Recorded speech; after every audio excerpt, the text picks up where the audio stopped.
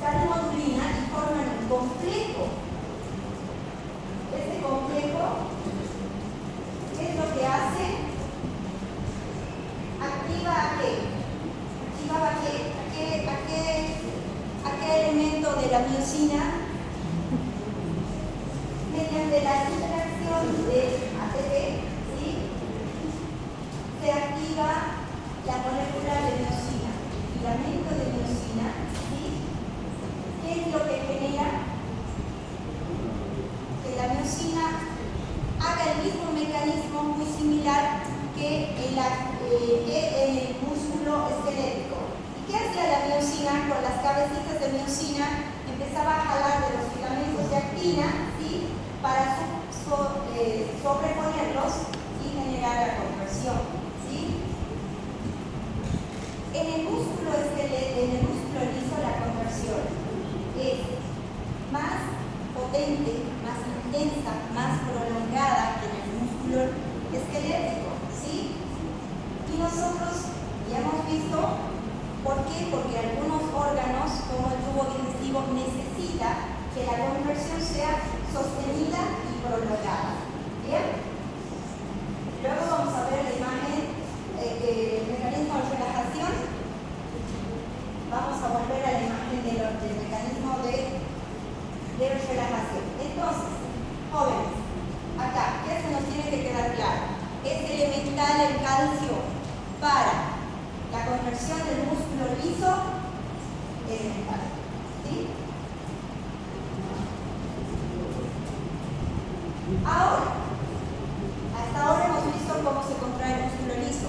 Veamos cómo es el mecanismo de relajación. Tendría que ser como un proceso a la inversa. ¿Y qué se hace para que se produzca la relajación del músculo liso? Hay una disminución de la concentración de calcio intracelular y eso ¿cómo lo logramos? Si nosotros necesitábamos calcio para lograr la conversión del músculo liso, ¿cómo generamos que haya una relajación? Mediante la disminución de la concentración de calcio intracelular. Y esto, ¿quién nos ayuda acá? La bomba de calcio, ¿sí? La membrana de la fibra muscular lisa tiene en su membrana bombas de calcio, ¿sí? ¿Qué es lo que hace? Que saca el calcio de la célula hacia el líquido extracelular, ¿sí? Y eso genera la disminución de la concentración de calcio a nivel intracelular. Reducimos la concentración de calcio intracelular, además de llevar el calcio fuera de la célula, al líquido extracelular. También hay una bomba de calcio, ¿sí? A nivel del retículo sarcoplásmico, que lo que hace es devolver el calcio al retículo sarcoplásmico, ¿sí? Y de esta manera reducir la concentración del calcio dentro de la célula muscular lisa. ¿Bien?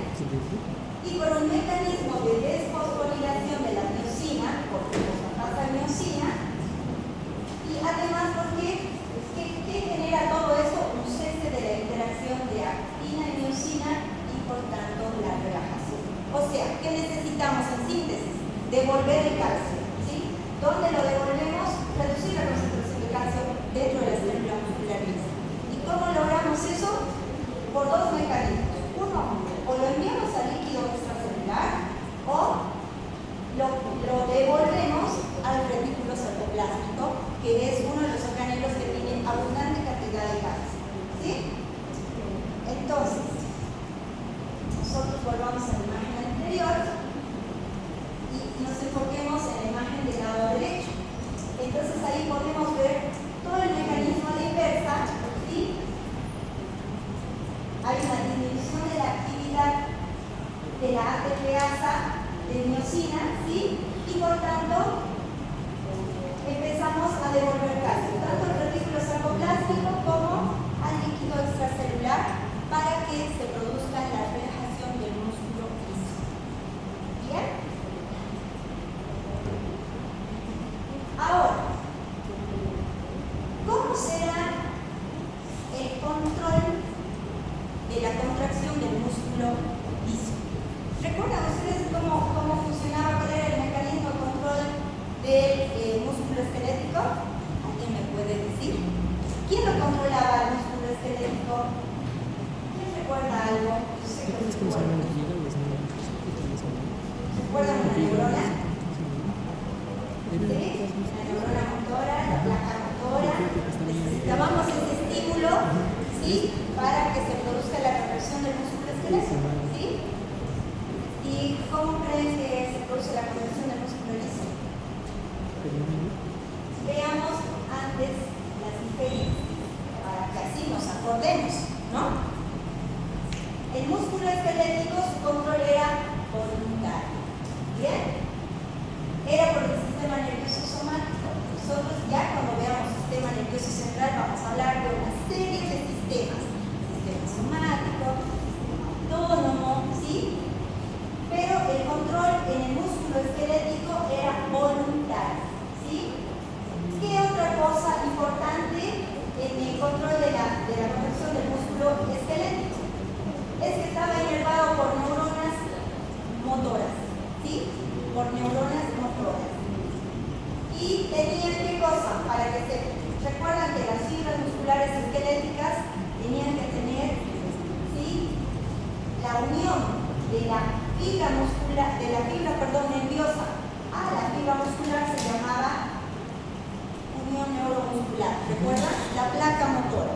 Bien, vamos a ver que en el músculo liso no tenemos eso, ¿sí? Ahora, ¿qué pasa en el músculo liso? El control, el mecanismo de control del músculo liso es involuntario. No lo podemos controlar. ¿Bien? Y está dado por qué? Por el sistema nervioso autónomo, está dado por hormonas, está dado por otros factores locales, por ejemplo, ¿cuáles? ¿Qué creen que es lo que activa la contracción del músculo liso a nivel del tubo digestivo? Además de, por ejemplo, del sistema nervioso autónomo. ¿Creen que la distensión por los alimentos puede generar la conversión? ¿Puede ser un estímulo? Lo liso. El control es involuntario. Fíjense a lo que dice. Está dado por el sistema nervioso autónomo, está dado por hormonas, ¿sí? Por insulina, una serie de hormonas. Pero además, fíjense, está dado por factores locales. ¿Qué quiere decir? Entonces, si el músculo liso que está dentro del tubo digestivo se expone a distensión por los alimentos, también esa distensión genera un estímulo para que se produzca la contracción. Entonces, no es netamente del sistema nervioso, ¿sí? Del sistema nervioso autónomo, sino también por hormonas y por factores locales. Ahora, ¿cómo es la inervación del músculo liso? La inervación es por neuronas autónomas, o sea, también tiene inervación del sistema nervioso, pero de tipo autónomo, ¿sí? En cambio, en el músculo esquelético, la inervación era de otro tipo, era una inervación motora. Todas esas diferencias, que es motora, que es somático y demás, que es autónomo, lo vamos a ver en el sistema nervioso central. ¿Bien? Lo elemental que nosotros tenemos que diferenciar es que en el músculo esquelético el control es voluntario y en el músculo liso el control es involuntario. ¿Sí? Ahora,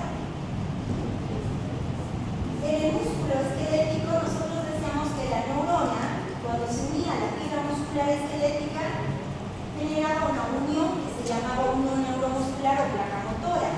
En la musculatura lisa es diferente porque fíjense, las uniones se llaman de hendidura, ¿ya? De hendidura. El músculo, la neurona, ¿sí?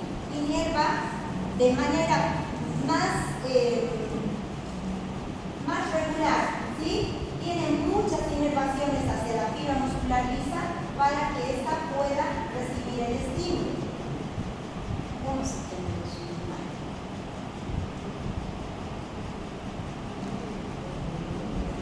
Bien. Entonces, vámonos netamente a lo que es el control de la fibra muscular lisa. Entonces podemos resumir que la fibra muscular lisa, ¿sí? Tiene un control nervioso, hormonal y factores locales. Mediante el sistema nervioso, ¿cómo se controla? ¿Cómo es el mecanismo de control? Por el sistema nervioso autónomo, simpático y parasimpático. Nosotros eso en lo que es sistema nervioso. ¿Sí? ¿Qué otra cosa en el control nervioso? ¿Recuerdan cuál era el neurotransmisor?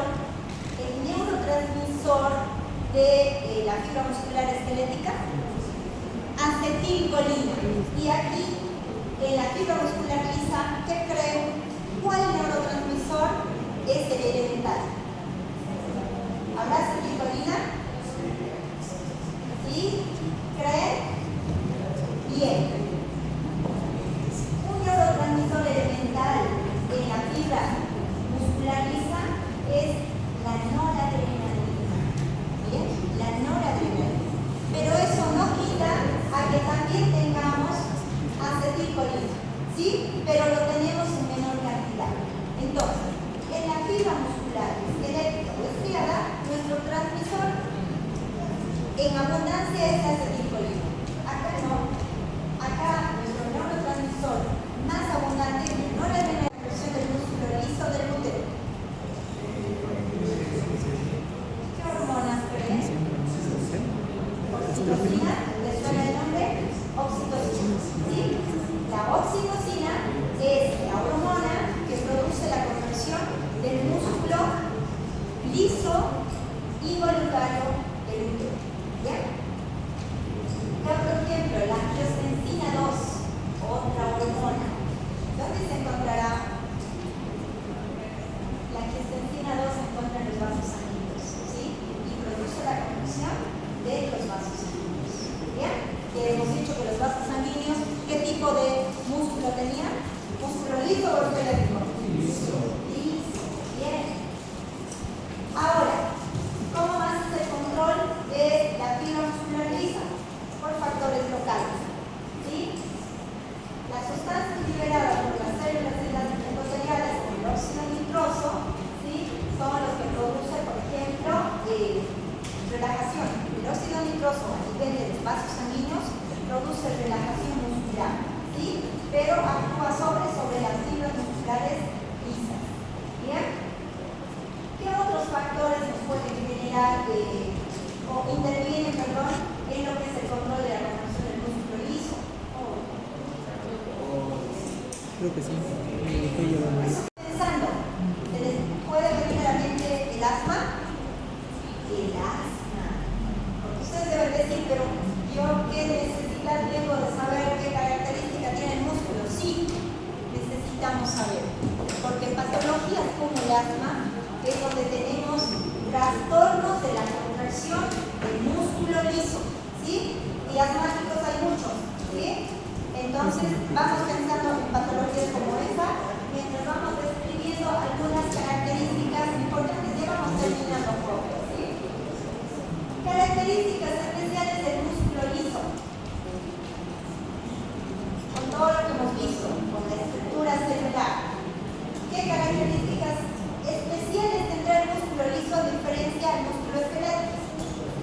El tipo de contracción, ¿sí? La contracción es tónica, la contracción es sostenida, es por largos periodos, ¿sí? Se dice que el músculo liso se puede contraer no solamente segundos, sino minutos y hasta incluso horas, ¿sí? Esa es la característica del músculo liso. A diferencia del músculo esquelético, el músculo esquelético no tiene ese mecanismo de contracción, ¿sí? ¿Por qué tiene esta particularidad del músculo liso? Porque esa particularidad de la contracción tónica, ¿sí? Es importante para el tono vascular y, por ejemplo, la función de los esfínteres. Recuerden que habíamos hablado que el tubo digestivo está revestido por qué tipo de músculo. Liso. Entonces, ¿cómo creen que los esfínteres se mantienen cerrados? Si no sería por la contracción sostenida del músculo liso. ¿Sí? Y esa es su importancia. ¿Bien? Por eso es bueno que recordemos la unidad funcional del músculo liso y la del músculo esquelético. ¿Sí? Bien. ¿Qué otro aspecto importante o característica importante del músculo liso? Es el fenómeno de relajación por estrés. ¿Qué quiere decir esto?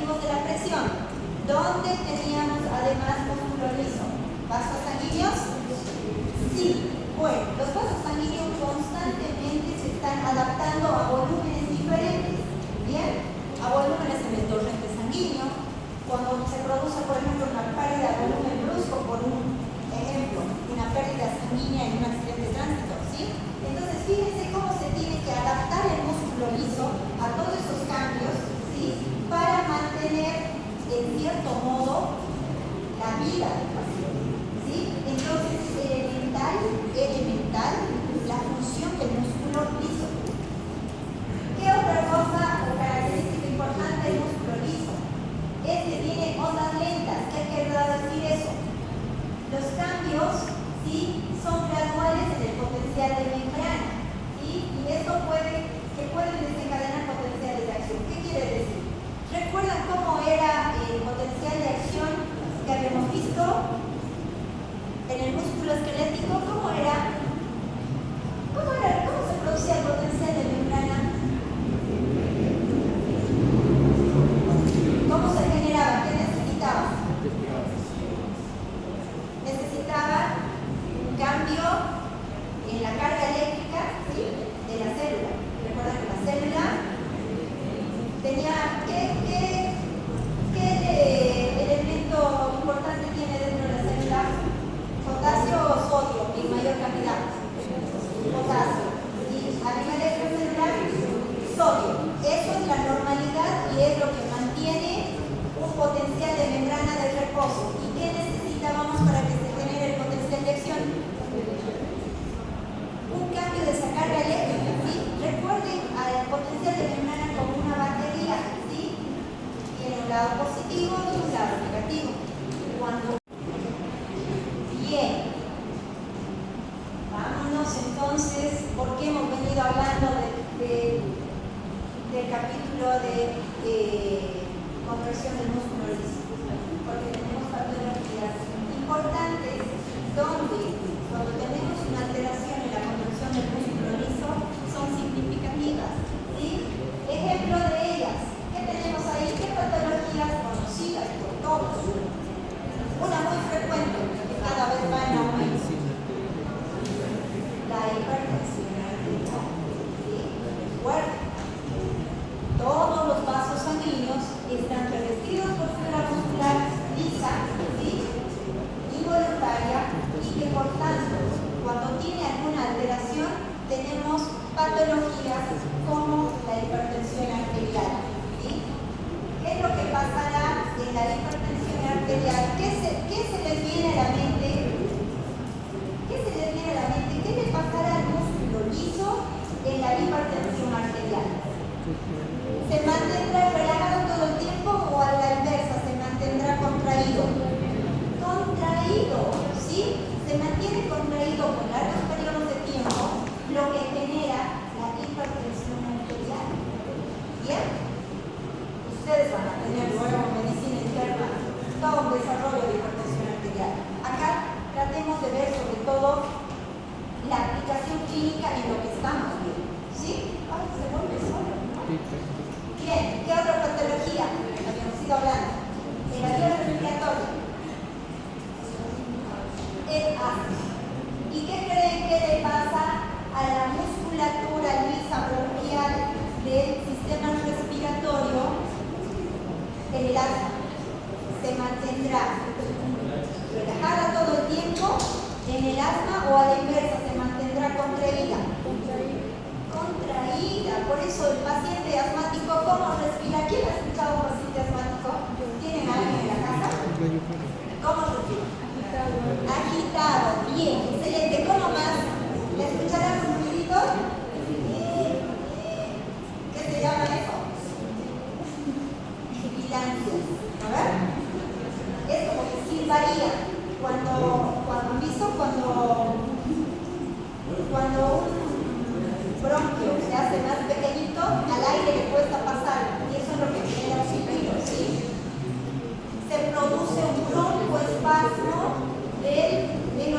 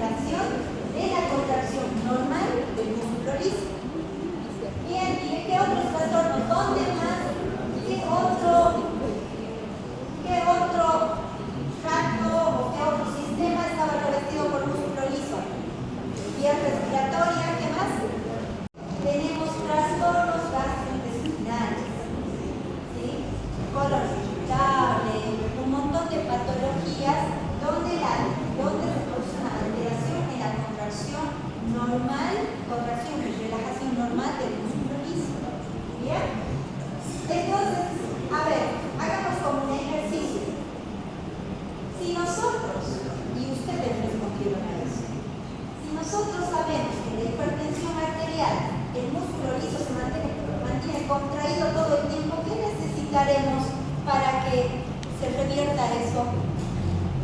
¿Qué fármacos necesitaremos? ¿Vasoconstrictores o vasodilatadores? Vasodilatadores. Por eso esos pacientes reciban fármacos vasodilatadores. Fármacos que ayudan a mejorar la relajación del músculo, ¿sí? Y sobre los vasos sanguíneos para que no haya tanta tensión, ¿sí? ¿Y qué pasará en el asma? Si hay una contracción exagerada de la musculatura lisa bronquial, ¿qué